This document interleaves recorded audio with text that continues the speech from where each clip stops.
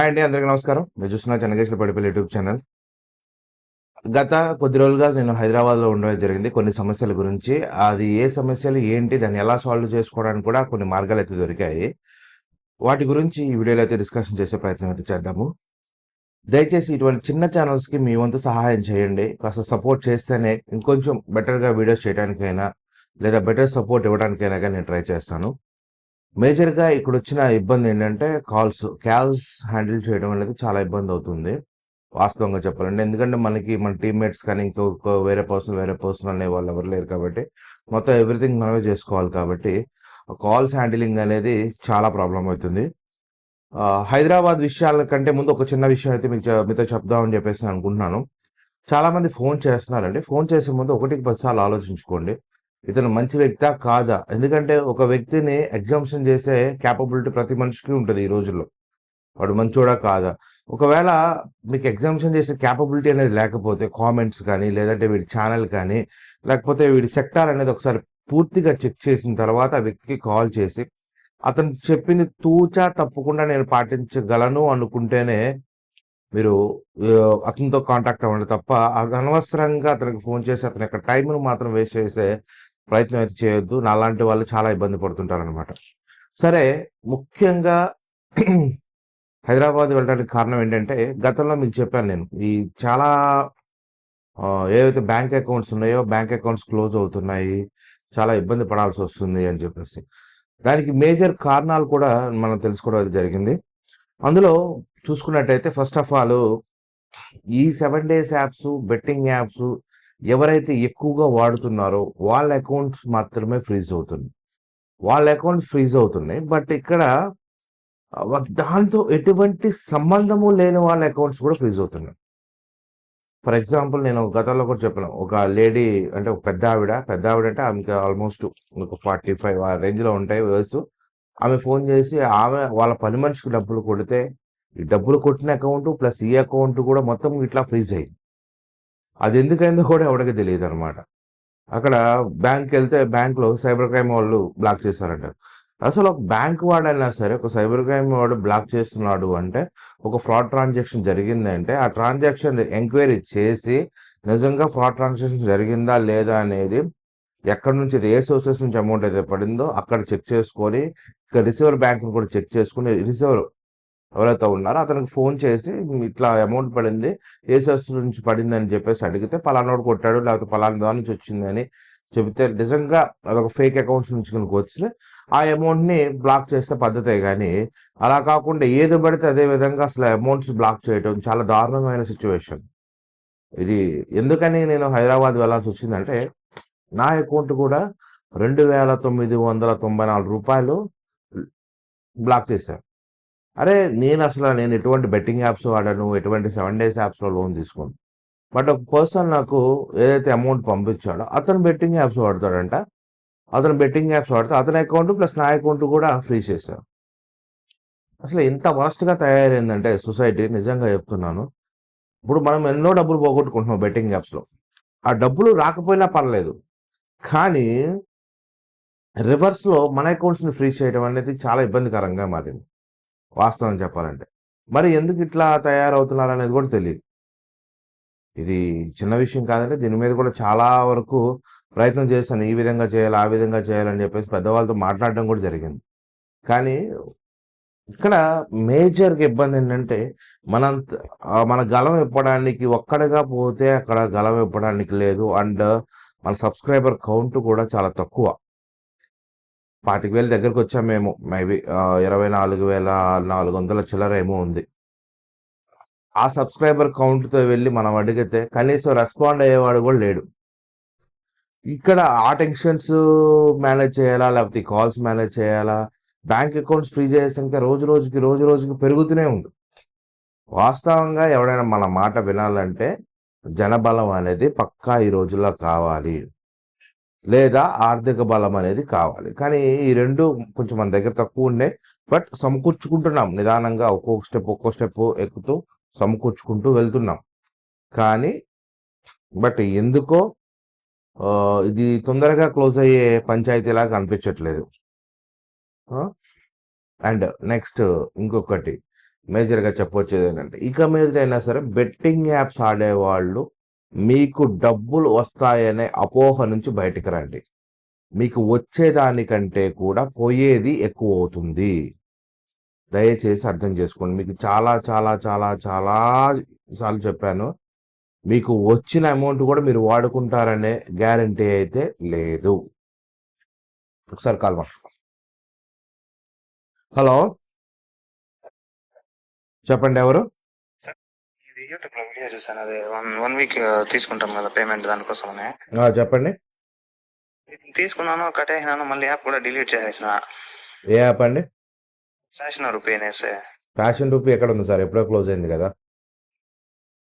దాంట్లో తీసుకున్నాను. రీసెంట్‌గా తీసుకున్నానంటే 1 మంత్ ముందు తీసుకున్నా.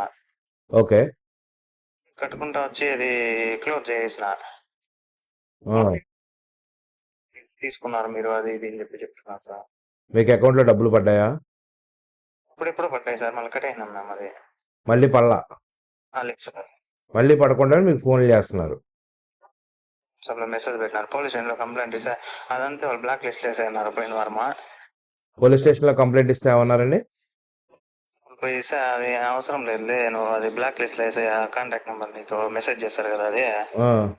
అట్లా అని చెప్పినారు సార్. మరి మీరు బ్లాక్ లిస్ట్‌లో పెట్టారా? పెట్టినాం సార్. అంటే అదర్ నెంబర్స్ నుంచి చేస్తా అన్నారు. మరి వాట్సాప్ తీసేయండి ఇక. సార్ నంబరే లేకుండా తీసేయాలన్నా? అవును. సరే, ఓకే సార్. హ్మ్. అది ఎట్లా సార్ మళ్ళీ డేటా మనం ఎట్లా డిలీట్ చేసుకో? అక్కడ ఆల్రెడీ అతను కట్టాడు. డబ్బులు కట్టాడు. స్టేషన్‌కెళ్లారంట. స్టేషన్‌కెళ్తే బ్లాక్ లిస్ట్‌లో పెట్టమన్నారంట. బట్ ఇతని సాటిస్ఫాక్షన్ లేదనమాట. ఇట్లా కేసులు ఎక్కువండి. అక్కడ సిట్యుయేషన్ ఇలా వాళ్ళు వాట్సాప్ తీసేయమని చెప్పుంటారు. ఈడు వాట్సాప్ బ్లాక్ లిస్ట్‌లో పెట్టుకునుంటాడు. అయినా ఇతనికి సాటిస్ఫై ఉండదనమాట. ఏంటంటే వాట్సాప్ వాడుకోవడం మన జనాలు ఉండలేరు కదా! అలాంటి సిట్యుయేషన్ క్యాండిడేట్ ఇది. సరే ఇలాంటి వాళ్ళని పక్కన పెట్టేసేయండి. బట్ ఈ విధంగా అంటే ఈ బ్యాంక్ అకౌంట్స్ నుంచే కాదు, ఈ 7 డేస్ యాప్స్ నుంచే కాదు, ఇంకా కొన్నిటి గురించి కూడా మనం మాట్లాడాల్సిన తరుణం అయితే వచ్చింది. ఎందుకంటే ఈ రోజుల్లో గనక ఈజీగా మోసాలు చేసేది ఓన్లీ యూపీఐ ట్రాన్సాక్షన్స్ నుంచే. యూపీఐ ట్రాన్సాక్షన్ బేస్ చేసుకొని చాలా మోసాలయితే జరుగుతున్నాయి. చాలా గేట్‌వేస్ కూడా ఆ విధంగానే పనిచేస్తున్నాయి. మనం గతంలో గిన చూసుకున్నట్టయితే బెట్టింగ్ యాప్స్ గురించి చాలా పోరాటాలైతే జరిగినాయి. ఏం పోరాటాలు? ఆన్‌లైన్ పరంగా జరిగినాయి. ప్రతి ఒక్కడు పత్తిగింజాలొచ్చేసి యూట్యూబ్ ముందుకొచ్చేసి వీడియోలు మాట్లాడాడు, పోయాడు, అయిపోయింది. ఆ సెక్టార్ అయిపోయింది. అది రీచ్ కంటెంట్ అనేది కాదు. జనాలెవడు చూడడు ఆ కంటెంట్. దానివల్ల ఏమైపోయింది? దాన్నెవడు పట్టించుకోవట్లేదని చెప్పి ఎవ్వడు దాని గురించి చేయట్ల. ఏదైనా సెన్సేషనల్ న్యూస్ ఉండి దానికోసం మంచి వ్యూస్ వస్తుంటే ఖచ్చితంగా దాని మీద కొంతమంది వీడియోస్ చేసే అవకాశం ఉంది తప్ప, ఈ బెట్టింగ్ యాప్స్ మీద గానీ, ఇటువంటి లోన్ యాప్స్ మీద గానీ ఎవడు వీడియోస్ చేయడు. ఎందుకు చేయడంటే వీటి మీద చేసినా పెద్దగా వ్యూస్ రావు. అదే జరుగుతుంది ఇక్కడ సెక్టార్‌లో. కానీ ఇక్కడ నేను చెప్పొచ్చేదేంటంటే, దయచేసి కొంతకాలం వరకు మీరు బెట్టింగ్ యాప్స్ ఆడేవాళ్ళు కానీ, లేకపోతే ఈ 7 డేస్ యాప్స్ యూజ్ చేసేవాళ్ళు కానీ, దయచేసి మీ bank accounts, primary bank accounts use చేయొద్దు. లేదా సెకండరీ బ్యాంక్ అకౌంట్ యూజ్ చేయండి. ఎందుకని చెప్తున్నాం? మీరెట్లాగో ఆగరు. ఎందుకంటే, నాకు గతంలో 2024లోనో, 2023లోనో లోన్ తీసుకున్న ప్రబుద్ధులు, మళ్ళీ మేము తీసుకున్నామని చెప్పేసి, మళ్ళీ ఫోన్ చేసి, మళ్ళీ లోన్ యాప్ స్క్రీన్ షాట్లు పెట్టి అన్న ఇదన్న పరిస్థితి అని చెప్పేసి తీసుకున్నవాడే మళ్ళీ తీసుకోవడం, తీసుకున్నవాడే మళ్ళీ తీసుకోవడం, దానికి అలవాటైన ఇది మనం ఏదో బయటపడేస్తున్నాం అని చెప్పేసి మళ్ళీ మళ్ళీ ఫోన్ చేయటం. కొంతమంది తిడతామన్నా కానీ మళ్ళీ మళ్ళీ వచ్చే వాళ్ళ సంఖ్య ఇప్పుడు ఈ మధ్య కాలంలో చూస్తే చాలా పెరిగిపోయింది. దీనికి మేజర్ కారణం ఏంటంటే బయట ఎక్కల అప్పులు పుట్టకపోవడం. ఎందుకంటే ఎవరు ఇచ్చే రోజులు కావండి ఈ రోజులు. ఆఫ్టర్ కరోనా ఎట్లా ఉందంటే సిట్యుయేషన్ ఒక చేతి నుంచి ఇంకో చేతికి డబ్బులు మారాలంటేనే చాలా చాలా క్రిటికల్‌గా ఉంది. అటువంటి సెక్టార్ అనేది మనం చూస్తున్నాం ఇప్పుడు ప్రెజెంట్. ఆ సిట్యుయేషన్‌లో ఏదన్నా కొంచెం ఎమర్జెన్సీ అనిపిచ్చింది, ఏదైనా ఇబ్బంది పడాల్సొస్తుంది అనిపిస్తే చాలు, ఈ 7 డేస్ యాప్స్ గురించి తెలిసిన వాడు ఇక ఆలోచించకుండా ఇట్లో లోన్ తీసుకోవడం. లోన్ తీసుకున్న కాడి నుంచి ఆ సర్కిల్‌లో ఇరుక్కుపోవడం. ఈ 7 డేస్ యాప్స్‌లో కట్టుకుంటూ పోయినంత కాలం గూడా ఏ కేసులు పట్టలేదండి. కట్టడం ఆపేసిన తర్వాత మాత్రం ఖచ్చితంగా కేసులు పడుతున్నాయి. మరి దీనికి వెనక సపోర్ట్ చేసే వాళ్ళెవరు? ఏంటి? కేసులు పెట్టడానికి గల కారణం ఏంటి? అనేది కూడా ఒకటికి 10 సార్లు ఆలోచించాల్సిన విషయం అయితే ఉంది. దీని గురించి కూడా పెద్దవాళ్ళతో మాట్లాడి పెద్దవాళ్ళు అంటున్నానంటే నేనేదో పెద్ద ఉద్యమాలు ఏం చేయట్లేదండి. కొంతమందితో మాట్లాడి కొంచెం నాకు సపోర్టు, నాకు కొంచెం నేను ఈ పని చేస్తున్నానండి. దానికి కాస్త మీ వంతు సహకారం చేయండి. ఇట్లా చాలామంది ఇబ్బంది పడుతున్నారు. లక్షలు పోగొట్టుకున్నంత కాలం కూడా ఎవరి బ్యాంక్ అకౌంట్స్ ఫ్రీజ్ అవ్వట్లేదు. ఒక రూ. 10, రూ. 20 వచ్చినాయి అనుకుంటే ఆ రూ. 10, రూ. 20 మీద బ్యాంక్ అకౌంట్స్ అనేవి ఫ్రీజ్ అవుతున్నాయి. దీని గురించి కంప్లీట్‌గా ఒక ఇన్ డీటెయిల్ రిపోర్ట్ ఇచ్చేసి వాళ్ళనైతే కొంచెం హెల్ప్ చేయమని చెప్పేసి అడుగుదామని చూస్తున్నాను. దానికి మీ వంతు సహకారంగా మీరు చేయాల్సింది ఏంటంటే కాస్త ఇలాంటి వీడియోస్‌ని షేర్ చేయండి, లైక్ చేయండి. కొంచెం వేరే పబ్లిక్ కూడా పంపించే ప్రయత్నం అయితే చేయండి. దానివల్ల ఇట్లాంటి వాటిలో ఇబ్బంది పడే వాళ్ళు ఎంతమంది ఉన్నారు ఏంటి అనేది తెలుస్తుంది.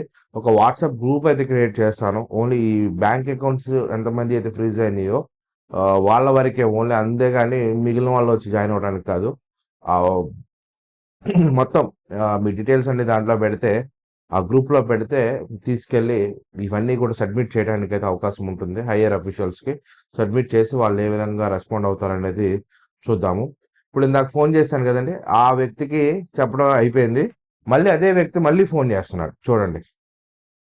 హలో! ఇదండి నా సిట్యుయేషను. కింద కొంతమంది కామెంట్స్ పెడుతుంటారు కదా! వాళ్ళకి తెలీదు. చేసిన వాడే 10 సార్లు ఫోన్ చేస్తాడు. చేసిన వాడే 10 సార్లు ఫోన్ చేస్తాడు. ఎంత ఇరిటేటింగ్‌గా అనిపిస్తదంటే అంత ఇరిటేటింగ్‌గా అనిపిస్తది. వాస్తవాలు తెలుసుకోరు, చావరు. కనీసం వీడియో చూడరు. వాడు ఏం చెప్తున్నాడు? కొన్ని వందల వీడియోస్ పెట్టాం.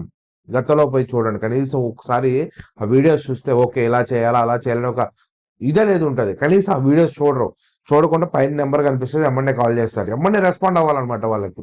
రెస్పాండ్ అవ్వకపోతే వితిన్ సెకండ్స్‌లో వీడికి కాల్ చేసా వేస్టు, నాస్టీ, బూస్టీ అని పెడతారు. ఇయన్నిటిని ఎదుర్కొంటూ దీని మీద పోరాడాలి. అట్ ద సేమ్ టైమ్ ఫ్యామిలీని మేనేజ్ చేయాలంటే కొంచెం అన్నిటికి సపోర్ట్ చేయలేక అట్లా కూర్చొని నిదానంగా వెళ్తున్నానండి. దయచేసి అర్థం చేసుకోండి. నా తరపు నుంచి వీడియోస్ అన్ని కొంచెం స్లోగానే వస్తాయి.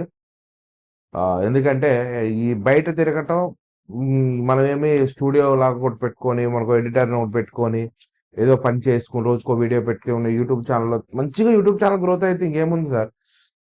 మస్తు పైసలొస్తాయి. మన ఆ సెక్టారే కాదు. ఇదేమో మనకి జనాలకు సంబంధించింది కాబట్టి కొంచెం చేసుకుంటా పోతున్నా. దయచేసి అర్థం చేసుకోండి. కాస్త వీడియోని లైక్ చేయండి, షేర్ చేయండి. Thanks for watching and thanks to all. జై హింద్.